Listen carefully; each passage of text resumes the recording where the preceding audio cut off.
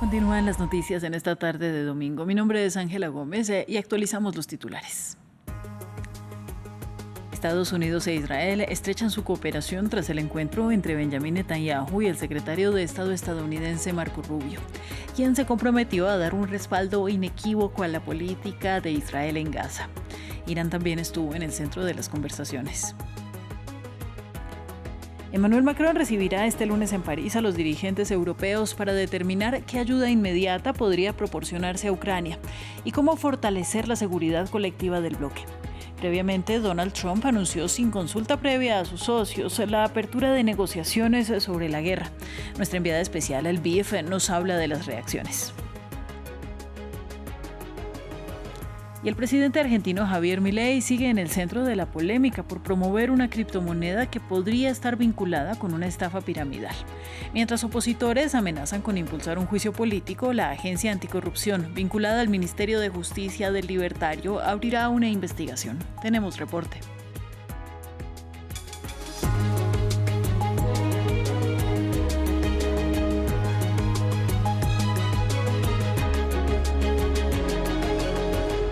Vamos a dar inicio en Israel, donde el secretario de Estado estadounidense Marco Rubio se reunió con el primer ministro Benjamin Netanyahu. Irán estuvo en el centro de las discusiones, mientras en terreno el ejército israelí fue acusado de violar la tregua. Por otro lado, el lunes Israel mandará a su delegación a Egipto para las conversaciones sobre la segunda fase del acuerdo de cese el fuego. También se reunirá el Gabinete de Seguridad sobre este mismo tema. Informe de Gabriel Colchen. Primer viaje de Marco Rubio a Israel como secretario de Estado de Estados Unidos. En Jerusalén se reunió con el primer ministro israelí Benjamin Netanyahu. En el medio de las conversaciones, la propuesta de Trump de tomar el control de la Franja de Gaza, pero también Irán, un enemigo contra el que ambos países se mostraron unidos. Y nunca puede haber un Irán nuclear que entonces podría considerarse inmune a la presión y a la acción. Eso nunca puede suceder. El presidente ha sido claro al respecto también. Israel y Estados Unidos están hombro con hombro para contrarrestar la amenaza de Irán. Acordamos que los ayatolás no deben tener armas nucleares y también acordamos que la agresión de Irán en la región tiene que ser frenada. El ministro de Defensa de Israel anunció que volvió a recibir bombas pesadas MK-84 por parte de Washington, algo que Joe Biden pausó el año pasado por posibles ataques en zonas densamente pobladas, pero sin bloquear las entregas por completo.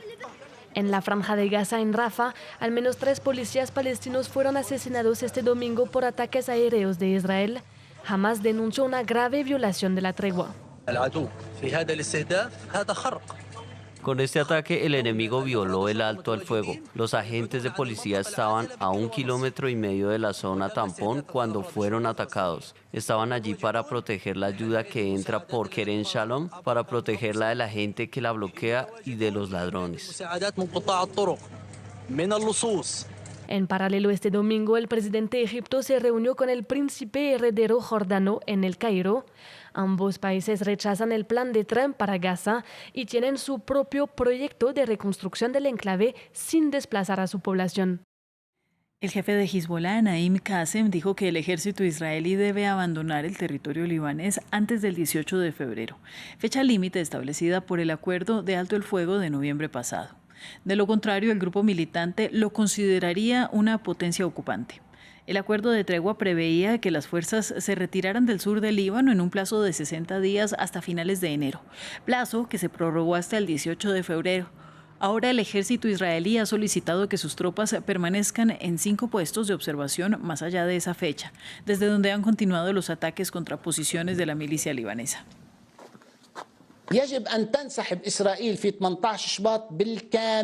Israel debe retirarse completamente el 18 de febrero. No puede haber excusas, ni 5 puntos, ni otros detalles bajo ningún pretexto o título. Este es el acuerdo. La responsabilidad principal y exclusiva del Estado libanés en esta etapa es ejercer todos los esfuerzos y la presión política, utilizando sus relaciones y todos los medios posibles para garantizar que Israel se retire el 18 de febrero. Entre tanto, mientras los enviados de Donald Trump, Steve Witkoff, y el asesor de seguridad nacional de la Casa Blanca, Mike Waltz, viajan a Arabia Saudita para reunirse con funcionarios rusos sobre posibilidades de paz para Ucrania, este lunes en París se realizará la cumbre sobre el mismo tema. El presidente Emmanuel Macron recibirá una variedad de dirigentes europeos para determinar qué ayudas deben entregarse a continuación al gobierno de Volodymyr Zelensky y cómo fortalecer la seguridad en Europa. Sobre las reacciones en Ucrania a estas movidas diplomáticas, nos cuenta nuestra enviada especial el BIF, Catalina Gómez Ángel. Este fin de semana ha sido una especie de déjà vu para los ucranianos que recuerdan cómo hace 3 años, un fin de semana como este, el presidente Volodymyr Zelensky hacía una visita relámpago a esa cumbre de seguridad de Múnich con la esperanza de que tanto sus aliados europeos como Estados Unidos lograran detener esa invasión a gran escala que ya se anunciaba por parte de Vladimir Putin y que terminaría por suceder días después. 3 años después, Zelensky ha vuelto a Múnich, pero ya no para hablar de una invasión, sino la posibilidad de terminar esa guerra con las nuevas condiciones muy ambiguas y que tienen a los ucranianos muy confundidos que ha planteado este nuevo gobierno del presidente Donald Trump. Zelensky no solamente habló en la cumbre, sino también dio múltiples entrevistas a medios internacionales en los que dejó claro que no habían negociaciones para terminar esta guerra sin que hubiera una presencia de Ucrania en la mesa y también, de cierta manera, de sus aliados europeos que también no solamente buscan cómo proteger a Ucrania, sino también cómo proteger y garantizar la seguridad de Europa. Y esto llega en un momento en el cual se ha anunciado que esta semana o en las próximas horas y días habrá el primer encuentro entre esos delegados norteamericanos con sus homólogos rusos en Riad, la capital de Arabia Saudita. Se habla de que es esta misma noche en que esos 3 delegados encabezados por el secretario de Estado estadounidense Marco Rubio estarían viajando a la capital saudita para encontrarse y tener ese primer encuentro en los cuales los ucranianos siguen insistiendo que ellos tienen que tener una voz en esa mesa de negociación a pesar de que no están invitados y segundo, que ellos no van a capitular como muchos piensan que será la presión del gobierno del presidente Trump. Así que estos próximos días serán decisivos y esto también en un momento cuando mañana se reúnen los líderes europeos para decidir sobre la seguridad europea y de Ucrania en un futuro en París. Y el secretario de Estado de Estados Unidos, Marco Rubio, que este domingo estaba en Jerusalén, se pronunció también sobre Ucrania. Aseguró que los próximos días determinarán si el presidente ruso Vladimir Putin habla en serio sobre poner fin a la guerra y rebajó las expectativas sobre las conversaciones con funcionarios rusos en Arabia Saudita. Todavía no se ha concretado nada. De todos modos, tenía previsto viajar a Arabia Saudita. Anunciamos ese viaje hace una semana o una semana y media. Por lo tanto, en definitiva, si en algún momento surge la oportunidad de continuar el trabajo que el presidente Trump inició la semana pasada, de comenzar a crear una apertura para una conversación más amplia que involucre a Ucrania y que involucre a nuestros aliados en todo el mundo, particularmente en Europa, vamos a explorarla si se presenta esa oportunidad. Cambio de tema, la Unión Africana, reunida en Etiopía para su cumbre anual, pidió al grupo rebelde M23 que deponga las armas en la República Democrática del Congo para evitar una guerra más amplia en la región. Esto mientras la milicia apoyada por Ruanda avanzó hacia el centro de Bukavu, encontrando poca resistencia por parte de las tropas gubernamentales, según dijeron testigos y el propio grupo armado. Y es que los rebeldes han estado intentando apoderarse de esta urbe y sede comercial del país desde que tomaron la ciudad de Goma a finales de enero. Estamos todos muy preocupados por una guerra regional abierta en el este de la República Democrática del Congo.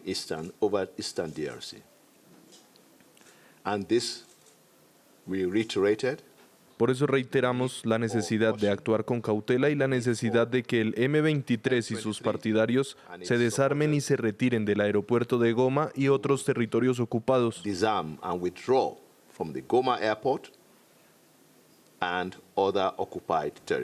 Los padres de Alexei Navalny visitaron la tumba del líder opositor ruso fallecido hace un año en una colonia penal polar rusa. Navalny, de 47 años, fue un exabogado y saltó a la fama con blogs que exponían lo que él decía era una gran corrupción en la élite rusa. Se había convertido en la figura principal de la oposición y se ganó la admiración de muchos por regresar voluntariamente al país en 2021, desde Alemania, donde se sometió a un tratamiento por un supuesto intento de envenenamiento. Desde el año pasado, su muerte en extrañas circunstancias provocó la exigencia de una investigación independiente. Queremos que se castigue a quienes cometieron el asesinato, a quienes no lo ayudaron, y estoy segura de que algún día triunfará la verdad. Todo el mundo sabe quién lo ordenó, pero queremos que se conozcan a los perpetradores y a los facilitadores. El Papa Francisco, de 88 años, pasó este domingo su tercer día hospitalizado en Roma. El Vaticano dijo que estaba estable tras una infección respiratorio. Sin embargo, los médicos le recomendaron reposo absoluto. Y Francisco no pudo pronunciar su habitual oración dominical ante los peregrinos en la Plaza de San Pedro, ni dirigir una misa especial para artistas celebrada con motivo del año jubilar de la Iglesia Católica. Vamos a Alemania. Una semana antes de las elecciones generales del próximo 23 de febrero, decenas de miles de personas salieron a la calle en Berlín para manifestarse a favor de la democracia y contra la extrema derecha. En un comunicado de prensa, los organizadores pidieron una lucha contra el extremismo, el antisemitismo, el racismo y la hostilidad hacia los homosexuales. Además, exigieron un compromiso con la justicia social, unas condiciones laborales justas, la protección del clima y una política internacional responsable. Pasamos a India. A 18 aumentó el número de muertos, entre ellos 5 niños, tras una estampida en una estación de trenes en Nueva Delhi. De acuerdo con el reporte a medios locales, el hecho ocurrió cuando miles de personas esperaban abordar un tren hacia el lugar donde se celebra el festival Mahakumbh en el norte del país. El mes pasado fue, además del país, escenario de otra estampida en la que 30 personas perdieron la vida. El primer ministro, Narendra Modi, envió sus condolencias a las familias. En la escalera que conduce desde el puente peatonal hasta el andén, un pasajero resbaló, lo que causó que los que iban detrás quedaran atrapados en la caída. Luego provocó el trágico incidente. Un comité de alto nivel está investigando el asunto. No había espacio ni siquiera para estar de pie. El andén estaba completamente abarrotado de gente. Los trenes también se retrasaron ayer, lo que provocó una multitud masiva en los andenes. El personal de seguridad intentaba controlar a la multitud, pero con una cantidad tan grande de gente era casi imposible. En Argentina, el presidente Javier Milei sigue en el centro de la polémica después del escándalo surgido tras promover una criptomoneda que podría estar vinculada con una estafa piramidal.